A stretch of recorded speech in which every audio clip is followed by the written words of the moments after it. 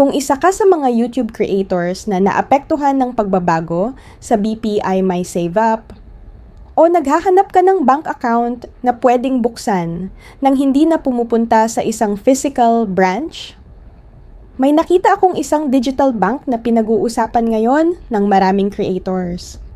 Mas naging interesado ako rito matapos kong makita ang isang creator na nagbahagi ng kanyang successful Google AdSense payout gamit ang GoTime Bank. Kaya sa video na ito, hindi tayo mag-assume. Susubukan natin mismo. Gagawa tayo ng GoTime account. Kukunin natin ang tamang bank details.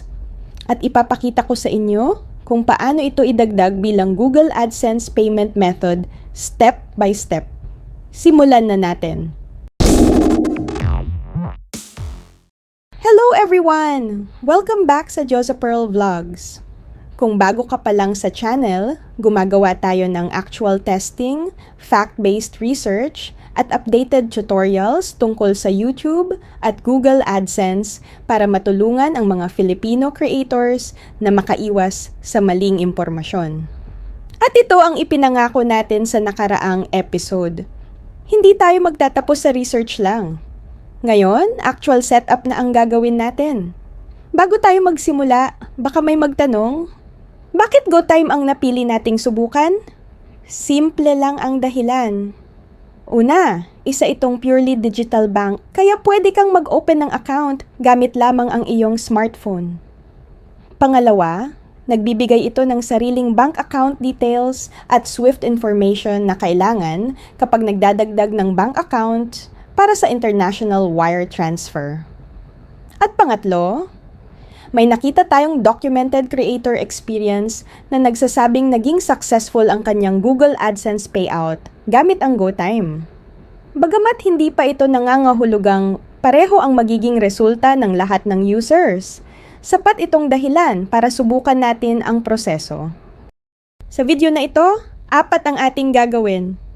Una, ipapakita ko kung paano gumawa ng GoTime account. Pangalawa, kukunin natin ang tamang bank details mula sa GoTime app. Pangatlo, idadagdag natin ito bilang Google AdSense payment method. At panghuli, ibabahagi ko ang ilang mahahalagang paalala upang maiwasan ang mga karaniwang pagkakamali kapag nagsiset up ng bank account para sa AdSense. Kung handa ka na, simulan na natin ang paggawa ng GoTime account. Simulan na natin! Kung wala ka pang GoTime account, i-download muna ang GoTime app mula sa Google Play Store or Apple App Store.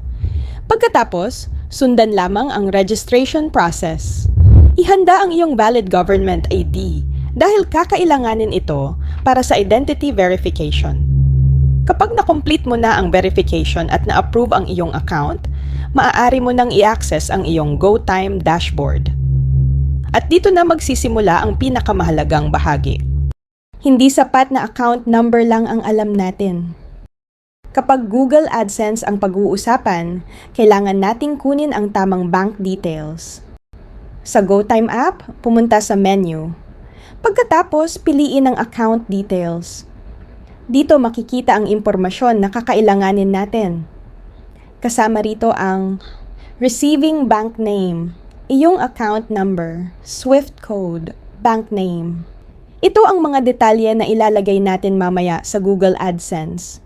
Ngayong kumpleto na ang ating bank details, mag-login naman tayo sa ating Google AdSense account gamit ang browser. Sa kaliwang bahagi ng screen, piliin ang Payments. Pagkatapos ay buksan ang Payments info. Kung higit sa isang payments profile ang mayroon ka, tiyaking ang napili mo ay ang para sa YouTube. Pagkatapos, i-click ang Manage Payment Methods at piliin ang Add Payment Method. Pagkatapos ay add new wire transfer details. Dito natin ilalagay ang bank name, SWIFT code, at account number na nakuha natin mula sa GoTime app. Siguraduhing tama ang bawat detalye bago pindutin ang save. Kung successful na na-save ang GoTime bilang payment method, congratulations! Ibig sabihin, tinanggap ng Google AdSense ang bank details na inilagay mo. Pero gusto kong ulitin ang isang mahalagang paalala. Ang successful na pag-save ng payment method ay unang hakbang pa lamang. Ang aktwal na payout ay mangyayari lamang kapag naglabas na ng bayad ang Google AdSense at naiproseso ito ayon sa normal na payment cycle. Kaya huwag tayong magmadaling mag-conclude. Sa ngayon, ang mahalaga ay tama ang setup at handa na ang iyong payment method kapag dumating na ang susunod na payout. Ngayong naidagdag na natin ang GoTime bilang Google AdSense payment method, isa na lang ang natitirang tanong. Magkano naman ang mababawas kapag natanggap mo na ang iyong YouTube earnings? Base sa kasalukuyang impormasyon na available sa GoTime, mayroong $5 flat receiving fee para sa incoming international transfer. Bukod pa rito, meron ding 0.06% foreign exchange markup. Kaya maaaring bahagyang magbago ang aktwal na halaga depende sa kasalukuyang palitan ng US dollar at Philippine peso. Ibig sabihin, ang matatanggap mong halaga sa iyong account ay ang net amount matapos maibawas ang mga applicable charges.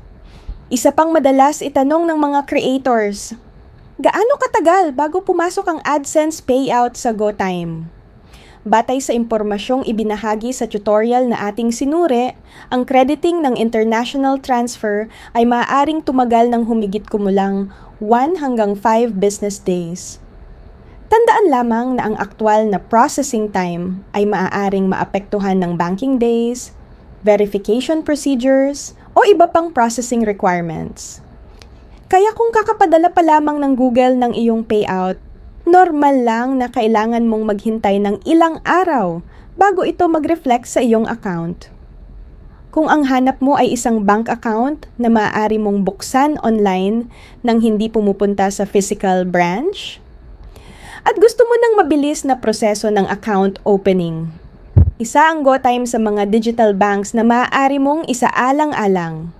Sa video na ngayon, nakita natin kung paano gumawa ng account, paano kunin ang tamang bank details, at paano ito idagdag bilang Google AdSense payment method.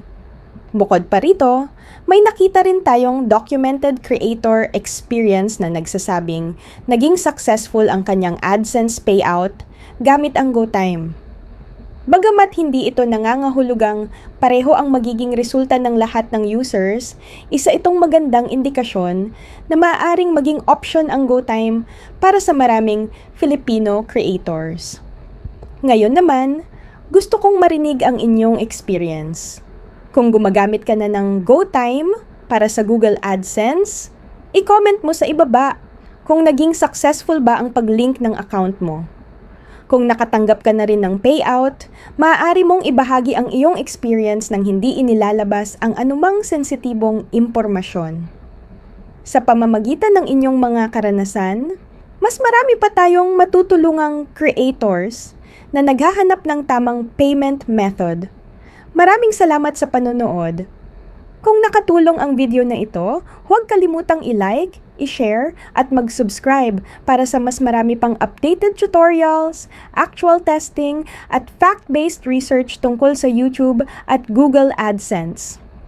Again, this is Diosa Pearl Vlogs, helping Filipino YouTube creators grow with updated tutorials, real-world testing, and reliable information. Maraming salamat at magkita-kita tayo sa susunod na video. Subscribe now